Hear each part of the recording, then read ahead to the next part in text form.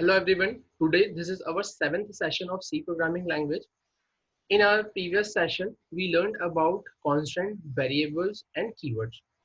And today we are going to learn about the remaining concept of our tokens that are identifiers, separators and operators. Okay, so let's proceed. हम यहाँ पर start करते हैं यहाँ पर हमारे identifier token से. तो अगर हम बात करते हैं यहाँ पर identifier की, ठीक है, here I write identifier.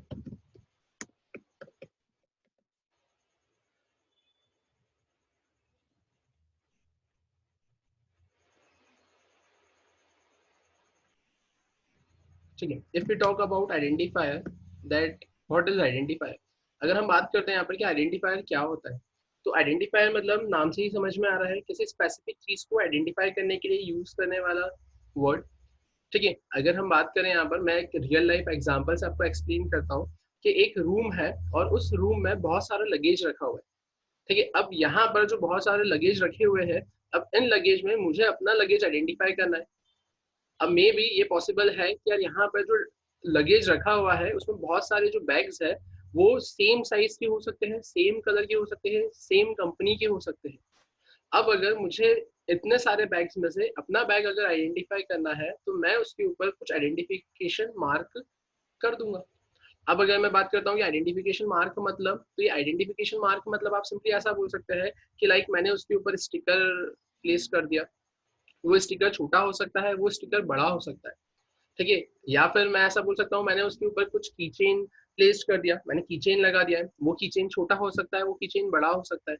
ठीक है, तो आप ऐसा बोल सकते हो कि यार ये आइडेंटिफिकेशन मार्क, आइडेंटिटी मार्क लगाने से होगा क्या. तो ये आइडेंटिटी मार्क लगाने से आप सिंपली ऐसा बोल सकते हो कि आप आपके लगेज को इजीली क्या कर सकते हो, फाइंड आउट कर सकते हो.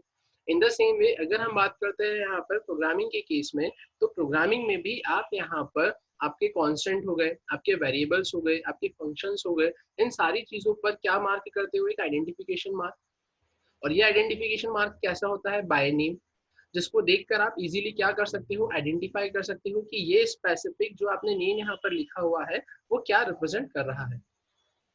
अगर हम बात करते हैं यहाँ पर सबसे पहले आइडेंटिफायर की, तो आइडेंटिफायर के केस में अगर मैं यहाँ पर ऐसा बोलता हूँ कि आइडेंटिफायर हम मेनली किसके ऊपर इम्प्लीमेंट करते हैं, या आइडेंटिफायर की एक्चुअल डेफिनेशन हम क्या बोलेंगे अगर कोई हमसे पूछता है. तो आइडेंटिफायर के केस में आप सिंपली ऐसा बोलोगे, identifier means user defined names. Identifiers मतलब क्या होता है, identifiers means user defined names. Identifiers क्या होता है, आइडेंटिफायर्स क्या होते हैं, तो आइडेंटिफायर्स के केस में आप बोलोगे यूजर डिफाइंड नेम्स. अब ये यूजर डिफाइंड नेम्स मतलब क्या, तो यूजर डिफाइंड नेम्स मतलब आप सिंपली ऐसा बोलोगे, ऐसे नाम जो यूजर डिफाइन करता है. अब किसको डिफाइन करता है, तो यहाँ पर आप ऐसा बोल सकते हो कि यूजर जो नेम डिफाइन करता है वो, आप सिंपली ऐसा बोल सकते हो कि वो हो सकते हैं आपके कांस्टेंट जिसके लिए वो नेम डिफाइन करें. ठीक है, इट मे बी वेरिएबल्स, वो वेरिएबल्स भी हो सकते हैं. ठीक है, या आप ऐसा बोल सकते हो कि यहाँ पर आइडेंटिफायर में हम ऐसा बोल सकते हैं, हम यहाँ पर फंक्शन की नेम्स को भी क्या कर सकते हैं, डिफाइन कर सकते हैं. अगर मैं बात करता हूँ यहाँ पर कांस्टेंट की, तो कांस्टेंट के केस में हम कैसे आइडेंटिफायर का यूज करेंगे, तो कांस्टेंट के केस में आप सिंपली यहाँ पर ऐसा बोल सकते हो, कांस्टेंट के केस में हम सिंपली यहाँ पर ऐसा बोल सकते हैं कि यहाँ पर कांस्टेंट को रिप्रेजेंट करने के लिए हम क्या यूज करते हैं, अपर केस. कांस्टेंट को यूज करने के लिए, है ना, कांस्टेंट को रिप्रेजेंट करने के लिए हम क्या यूज करते हैं यहाँ पर, अपर केस. जैसा कि आपने देखा होगा हमारे प्रीवियस सेशन में कि हमने जब कांस्टेंट का कंसेप्ट पढ़ा था तो वहां पर मैंने ऐसा कुछ लिखा था, const int max equals to 100. ठीक है, तो यहाँ पर मैंने क्या करा है, यहाँ पर मैंने जो मैक्स है जिसको मैं एज अ कांस्टेंट रिप्रेजेंट कर रहा हूँ, तो उसे मैंने किस में लिखा था, कैपिटल में. अब यहाँ पर कैपिटल में लिखना मैंडेटरी है क्या, अगर मैंने स्मॉल में लिख दिया तो क्या होगा, तो आप ऐसा बोल सकते हो कि ये कोई रूल नहीं है, ये सिंपली सिर्फ कन्वेंशन है, फॉलो करो तो बहुत ही अच्छा है ना. इन फ्यूचर इससे रिलेटेड आपको कोई एरर नहीं मिलेगी, एरर फेस करने की रिक्वायरमेंट नहीं लगेगी. बट इन केस अगर आप फॉलो नहीं करते हो तो ठीक है, जब तक आपका काम चल रहा है तब तक चल रहा है. फिर इन केस अगर इन फ्यूचर अगर कोई एरर आती है, कोई प्रॉब्लम आती है, तो फिर आपको तब वहां पर उसको रिजॉल्व करना पड़ेगा. ठीक है, अब अगर हम बात करते हैं वेरिएबल की, तो वेरिएबल के केस में कैसे आइडेंटिफायर का हम यूज करते हैं, तो हम यहाँ पर सिंपली ऐसा बोल सकते हैं, in case of variable we use lower case. हम यहाँ पर क्या यूज करते हैं, लोअर केस। अब अगर हम बात करते हैं लोअर केस मतलब, तो जैसा कि आपने देखा होगा कि मैंने अपने प्रीवियस सेशन में जब वेरिएबल डिस्कस किया था, तो मैंने वहां पर सिंपली ऐसा कुछ लिखा होगा, एंड ए। अब यहाँ पर ये ए क्या है, ए सिंपली आपका वेरिएबल है, और ये जो ए वेरिएबल है ये कैसा लिखा हुआ है मैंने, लोअर केस में। तो अगर आपके सामने दो वेरिएबल्स लिखे हुए हैं, लाइक एक लिखा हुआ है मैक्स, एक लिखा है ए, तो अगर मैं आपसे पूछता हूँ कि ये मैक्स और ए में कौन सा कॉन्स्टेंट है और कौन सा वेरिएबल है, तो आप इजीली देखकर बता सकते हो। अगर आपको यहाँ पर यूजर डिफाइंड नेम बोले तो आइडेंटिफायर्स, या फिर अगर आपको यहाँ पर कन्वेंशंस पता है ना, कि कांस्टेंट के लिए बाय कन्वेंशन हम किस केस का यूज करते हैं, वेरिएबल के लिए हम किस केस का यूज करते हैं, तो आप देखकर इजीली बता सकते हो कि अगर ये कैपिटल में लिखा है मतलब ये अपर केस में होगा, मतलब अपर केस में है तो इसका मतलब ये कांस्टेंट होगा, और अगर लोअर केस में है इसका मतलब ये वेरिएबल होगा। लाइकवाइज अगर हम बात करते हैं यहाँ पर फंक्शन की, या फंक्शन के केस में हम यहाँ पर क्या बोलेंगे, तो अगर मैं बात करता हूँ यहाँ पर सिंपली फंक्शन की, तो फंक्शन के केस में आप सिंपली यहाँ पर ऐसा बोल सकते हो कि फंक्शन में हम यहाँ पर यूज करते हैं कैमल केस नोटेशन। अब अगर हम बात करते हैं कैमल केस नोटेशन मतलब होता क्या है ना, और क्यों ऐसे रिक्वायरमेंट लगी कि फंक्शन के केस में आपको कैमल केस नोटेशन को यूज करना पड़ा। तो ठीक है, अगर हम बात करते हैं यहाँ पर कैमल केस नोटेशन की, तो मैं यहाँ पर सिंपली आपको एक एग्जांपल से एक्सप्लेन करता हूँ कि ये कैमल केस नोटेशन क्यों मैंडेटरी है, मतलब मैंडेटरी नहीं, मतलब क्यों बाय कन्वेंशन यूज करना चाहिए। तो अगर हम बात करें यहाँ पर कि फॉर एग्जाम्पल आपको किसी कंपनी से एक प्रोजेक्ट मिला है, आपने उस प्रोजेक्ट के लिए, है ना, यहाँ पर कोई स्पेसिफिक लैंग्वेज सिलेक्ट करिए, और वो लैंग्वेज सिलेक्ट करने के बाद में अब आप क्या करोगे, कोई टास्क परफॉर्म करोगे। अब जब आप यहाँ पर टास्क परफॉर्म कर रहे हो तो सिंपल सी बात है, आपको फंक्शंस क्रिएट करना पड़ेंगे डिफरेंट डिफरेंट टास्क के लिए। अब अगर आप यहाँ पर फंक्शन सिलेक्ट करते हो डिफरेंट डिफरेंट टास्क के लिए, तब फॉर एग्जाम्पल आपके पास में ऐसा कुछ टास्क था जिसमें आपको प्रोडक्ट को ऐड करना है। अब अगर हम बात करते हैं यहाँ पर, यार हमें यहाँ पर प्रोडक्ट को ऐड करना है, तो प्रोडक्ट को ऐड करने के लिए सिंपल सी बात है, आपको एक फंक्शन क्रिएट करना रहेगा। अब अगर यहाँ पर आपको रिक्वायरमेंट लगती है फंक्शन को ऐड करने के लिए या फंक्शन को क्रिएट करने के लिए, तो अब इस केस में अगर मुझे फंक्शन को क्रिएट करना है, तो मैंने यहाँ पे सिंपली ऐसा लिख दिया void, और मैंने यहाँ पर लिख दिया rock। ठीक है, अब स्टार्टिंग थी, इनिशियल लेवल पे मैंने प्रोजेक्ट बनाना स्टार्ट किया था, और उस केस में मैंने बोला कि यार मुझे प्रोडक्ट को ऐड करना है, तो मैंने वहाँ पर उस टाइम पे क्या कर दिया, मैंने लिख दिया सिंपली रॉक। ठीक है, अब इससे होगा क्या, अब उस टाइम पे तो यहाँ पे रॉक लिख दिया है। अब ठीक है, अब ऐसे करते करते फॉर एग्जांपल वो प्रोजेक्ट आपका 1 month, 2 month, 3 month, approximately 6 month में कंप्लीट हो गया। अब फिर उसके बाद में क्या, तो उसके बाद में आप ऐसा बोल सकते हो कि यार आफ्टर 2 इयर्स या approximately after 5 years same project आपके पास में अपडेशन के लिए आया है। अब अगर सेम प्रोजेक्ट आपके पास में अपडेशन के लिए आया है और आपको बोला गया है कि यार यहाँ पर ये जो आपका प्रोडक्ट, ये आपका जो एप्लीकेशन है, ये जो प्रोजेक्ट है, ठीक है, तो इस प्रोजेक्ट में जो ऐड प्रोडक्ट का कंसेप्ट है मुझे उसमें अपडेट करवाना है। तो मुझे अगर उसमें अपडेशन चाहिए तो फिर मैं किसको सर्च करूंगा, यहाँ पर सबसे पहले तो मैं ये देखूंगा कि यार यहाँ पे जो प्रोडक्ट को ऐड करने वाली मेथड है ना, उसके अंदर क्या क्या टास्क परफॉर्म हो रहे हैं, और मुझे किस तरीके से यहाँ पर उसमें अपडेशन परफॉर्म करना है। तो अब अगर हम बात करते हैं यहाँ पर, क्या वो जो प्रोजेक्ट था जो मेरा ही था ऑलरेडी, है ना, मैंने उसमें क्या क्या टास्क परफॉर्म करे थे, तो अब मैं अगर यहाँ पर देखता हूँ क्या वो मेथड कौन सी थी, तो सबसे पहले तो मुझे सर्च करना पड़ेगा कि यार वो मेथड कौन सी है जहाँ पर मेरा प्रोडक्ट ऐड हो रहा है। अब सिंपल सी बात है, मैंने तो यहाँ पर क्या लिख कर रखा हुआ था, मैंने यहाँ पे सिंपली रॉक लिख कर रखा हुआ था। अब अगर यहाँ पे रॉक लिख कर लिखा हुआ है, तो अब इस केस में मैं इजीली ये तो रिकॉग्नाइज नहीं कर पाऊंगा कि यार यहाँ पे जो रॉक लिखा हुआ है, ये रॉक ही मेरा प्रोडक्ट ऐड करने वाली मेथड है। तो फिर अब इस केस में क्या, अब इस केस में अगर इन केस यहाँ पर अगर 1000 लाइन्स लिखी हुई है, तो मुझे यहाँ पर ये 1000 लाइन्स को क्या करना रहेगा, गो थ्रू करना रहेगा, और रिमेनिंग और भी जो मैंने फंक्शंस बनाए होंगे उसमें मुझे उन सारी लाइन्स को क्या करना रहेगा, गो थ्रू करना रहेगा। But in case if I write here function name by proper camel case notation, like मैंने यहाँ पे लिखा void, और void के बाद में मैंने यहाँ पे लिख दिया add product। तो अब ऐड प्रोडक्ट अगर मैंने यहाँ पर लिख दिया, तो अब इस केस में क्या होगा, अब अगर बाय चांस यहाँ पर मैंने 10,000 लाइन्स ऑफ कोड लिखा है, ठीक है, अब किसी ने मुझे बोला है कि यार यहाँ पर मुझे जो ऐड प्रोडक्ट नाम की मेथड मैंने बनाई है ना, उसमें अपडेशन चाहिए। तो फिर अब इस केस में क्या होगा, मैं इजीली ये रिकॉग्नाइज कर पाऊंगा मेथड का नेम रीड आउट करके, क्या कि यार ये जो ऐड प्रोडक्ट नाम की मेथड है, यही स्पेसिफिक मेथड मेरे प्रोडक्ट को क्या कर रही होगी, ऐड कर रही होगी, और इसमें मुझे क्या करना है, यहाँ पर अपडेशन करना है। तो अब यहाँ पर ये जो आपने मेथड का नेम लिखा है ऐड प्रोडक्ट, तो अब इस केस में आप क्या बोलोगे कि ये जो ऐड प्रोडक्ट है, इसमें दो वर्ड्स को ज्वाइन कर कर आपने क्या करा है, एक सिंगल वर्ड क्रिएट किया है। और यहाँ पे जो दो वर्ड्स को आपने ज्वाइन किया है, इसमें पहले वर्ड का पहला लेटर क्या दिख रहा है आपको, लोअर केस में, और दूसरे वर्ड का पहला लेटर आपको क्या दिख रहा है, अपर केस में। तो अगर हम बात करें कि जहां पर हम दो वर्ड्स को ज्वाइन कर कर एक सिंगल वर्ड बनाते हैं, ठीक है, तो उसमें जो पहले वर्ड का पहला लेटर है वो होना चाहिए आपका लोअर केस, और दूसरे वर्ड का पहला लेटर क्या होना चाहिए, एन अपर केस। तो अगर इस नोटेशन से अगर आप यहाँ पर फंक्शन का नेम लिखते हो, तो वो नोटेशन कहलाता है आपका कैमल केस नोटेशन। ठीक है, तो ये तो हमने किसके बारे में डिस्कशन किया अभी, आइडेंटिफायर्स के बारे में।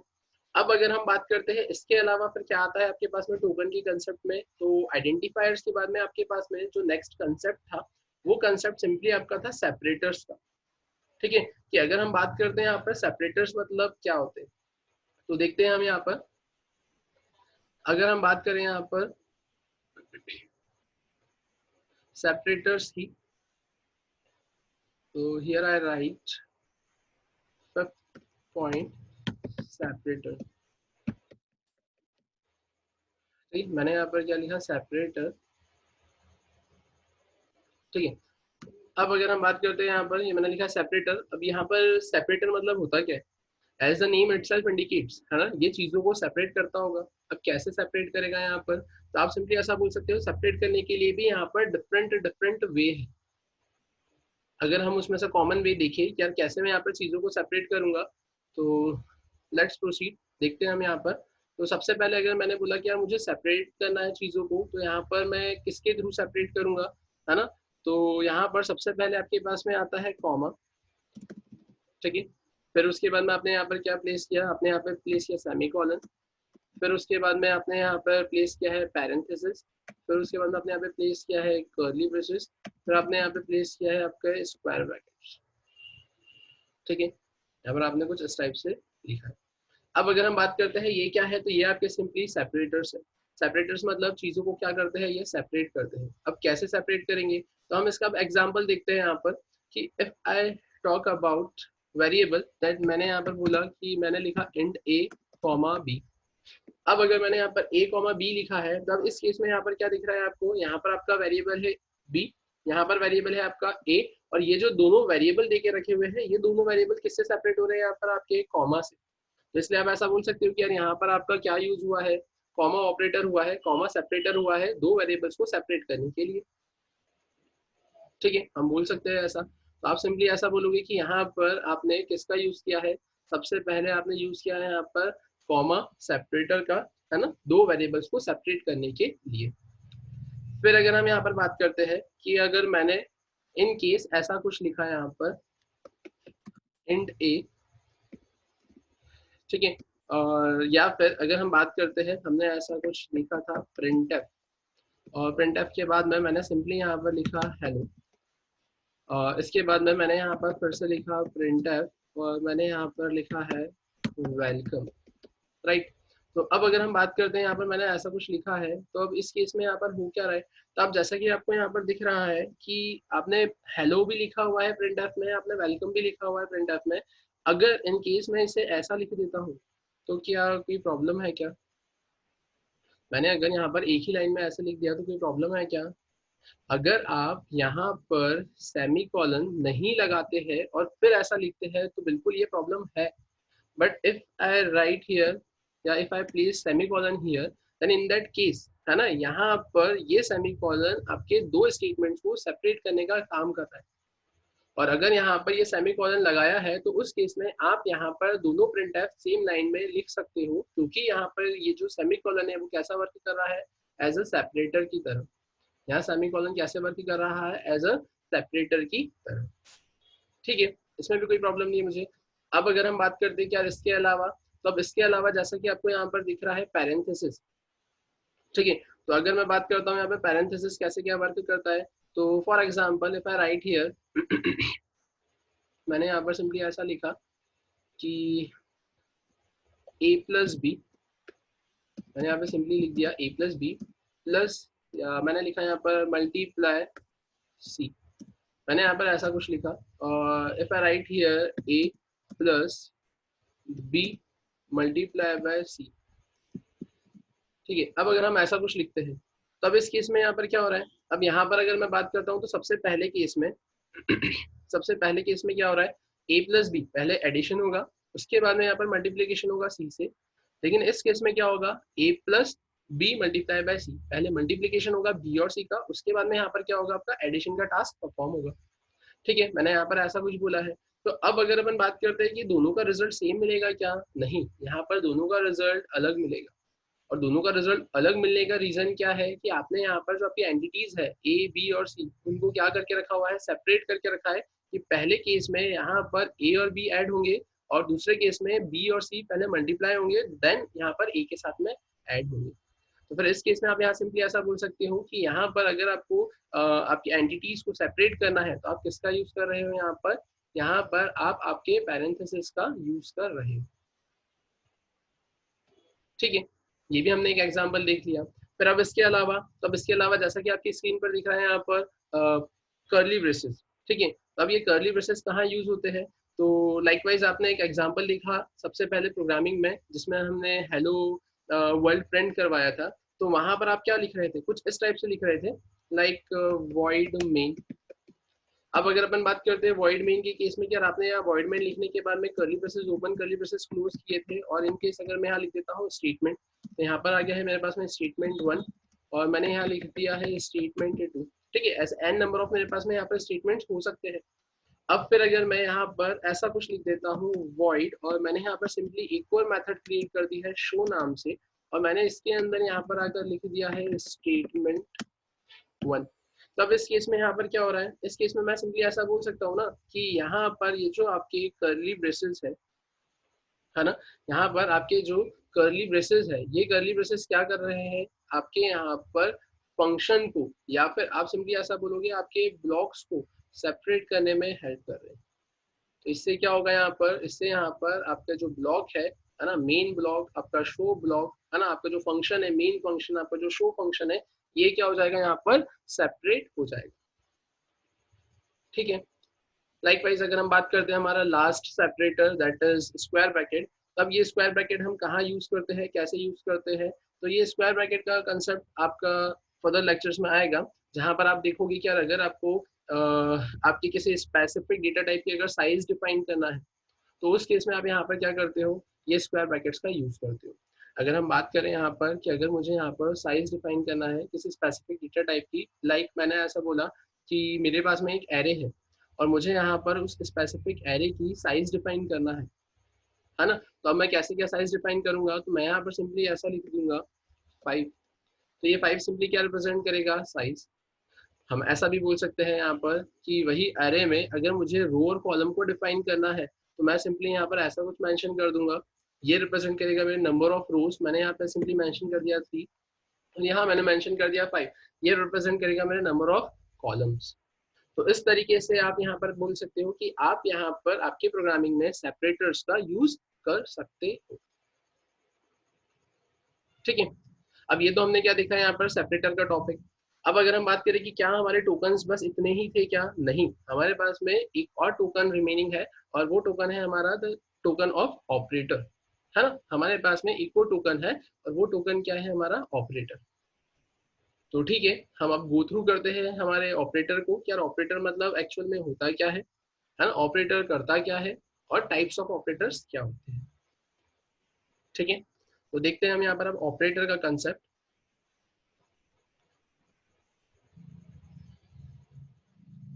ठीक है, तो अब अगर हम बात करते हैं हमारे नेक्स्ट टोकन की, तो हमारा नेक्स्ट टोकन है operator.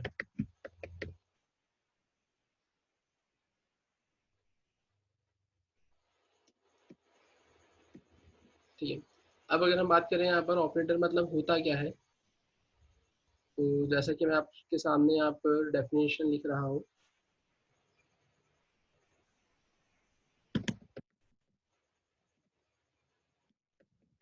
Operators are the symbols are used to perform some operations on one or more than one operand. Here operands means variables and constants. ठीक है, if we talk about the definition of operator, तो हम क्या बोल सकते हैं, operators are the symbols, है ना। ऑपरेटर्स क्या होते हैं, आपके सिंबल्स होते हैं which are use to perform, जिसको हम यूज करते हैं, किस लिए यूज करते हैं, टू परफॉर्म, क्या परफॉर्म करने के लिए, सम ऑपरेशंस, है ना। क्या यूज करने, क्या मतलब किस लिए हम ऑपरेटर्स का यूज करते हैं, which are use to perform some operations on one or more then one operand, है ना। एक या एक से ज्यादा ऑपरेंड के ऊपर कोई ऑपरेशन अगर मुझे परफॉर्म करना है तो उस केस में मैं यहाँ पर किसका यूज करता हूँ, ऑपरेटर का यूज करता हूँ। तो अगर हम बात करते हैं यहाँ पर कि ये ऑपरेंड मतलब क्या होता है, तो जैसा कि आपके सामने आपकी स्क्रीन पर दिख रहा है, ऑपरेंड मतलब होता है वेरिएबल्स एंड कॉन्स्टेंट्स। ठीक है, ये वेरिएबल्स के ऊपर या ये कॉन्स्टेंट्स के ऊपर या सिंगल वेरिएबल या सिंगल कॉन्स्टेंट के ऊपर अगर आपको कोई टास्क परफॉर्म करना है, कोई ऑपरेशन परफॉर्म करना है, या मोर देन वन वेरिएबल है, मोर देन वन कांस्टेंट है, अगर आपको कोई टास्क परफॉर्म करना है, कोई ऑपरेशन परफॉर्म करना है, तो उस केस में आप यहाँ पर किसका यूज करोगे, ऑपरेटर्स का यूज करोगे। तो अगर हम बात करते हैं क्या ऑपरेटर के टाइप्स भी होते हैं क्या, यस, है ना। यहाँ पर ऑपरेटर्स के टाइप्स भी होते हैं। तो अगर हम बात करें यहाँ पर टाइप्स ऑफ ऑपरेटर्स की, ठीक है, तो अगर हम बात करते हैं टाइप्स ऑफ ऑपरेटर्स की, तो देखते हैं हम यहाँ पर सबसे पहले आपके पास में आता है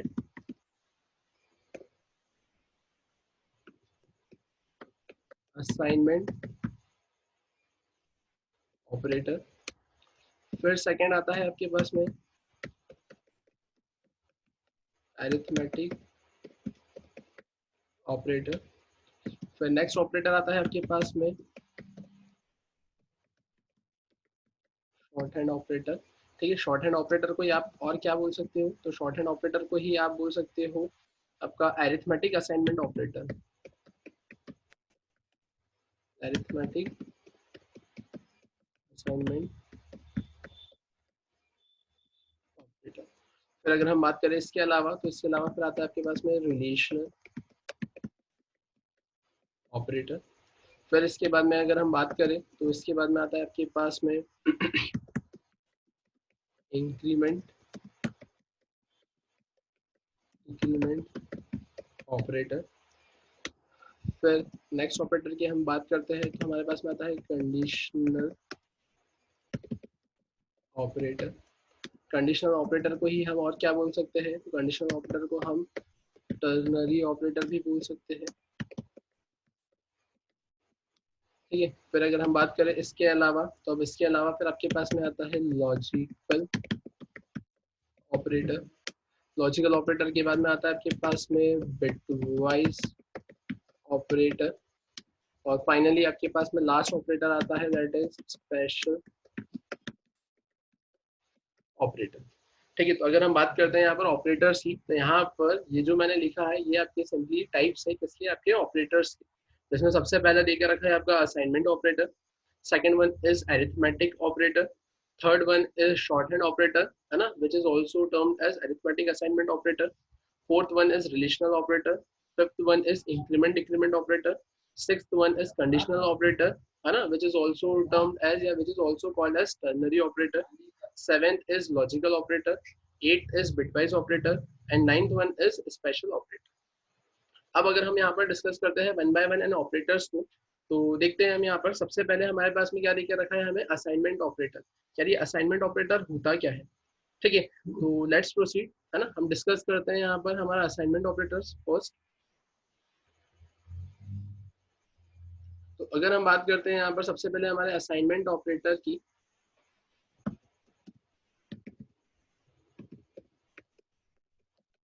assignment operator,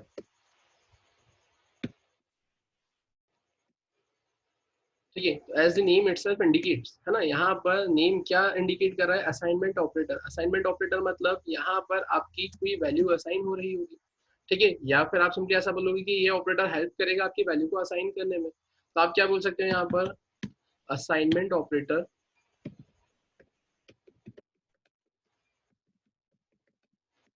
assignment operator simply assigns right hand side value to left hand side variable.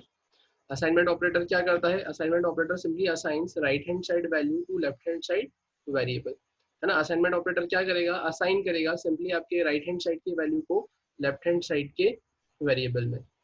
ठीक है, हम देखते हैं यहाँ पर कैसे क्या असाइन करेगा।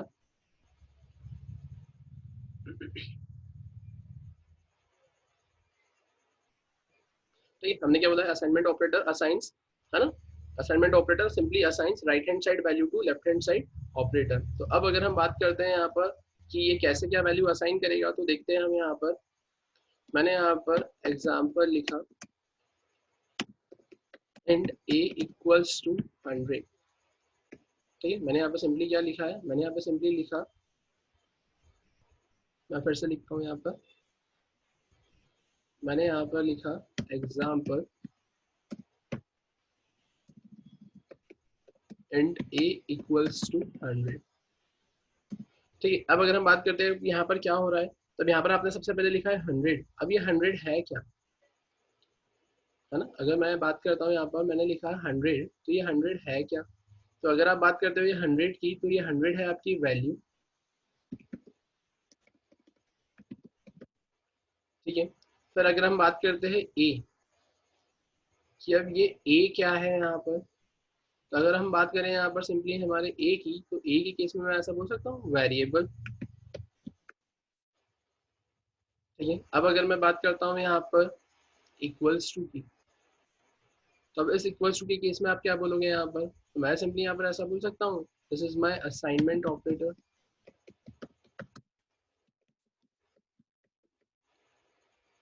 तो अब यहाँ पर आप क्या बोल सकते हो कि यार आपको यहाँ पर दिख रहा है कि ये 100 है, तो 100 क्या है? ये आपकी वैल्यू है। यहाँ पर इक्वल्स टू, तो इक्वल्स टू क्या है? आपका असाइनमेंट ऑपरेटर है। फिर यहाँ पर आपको वेरिएबल दे के रखा हुआ है, तो ये a क्या है? आपका वेरिएबल है। अब यहाँ पर हो क्या रहा है, तो यहाँ पर आप सिंपली ऐसा बोलोगे कि अब ये जो 100 वैल्यू है, ये 100 वैल्यू आपकी कहाँ पर असाइन हो रही है?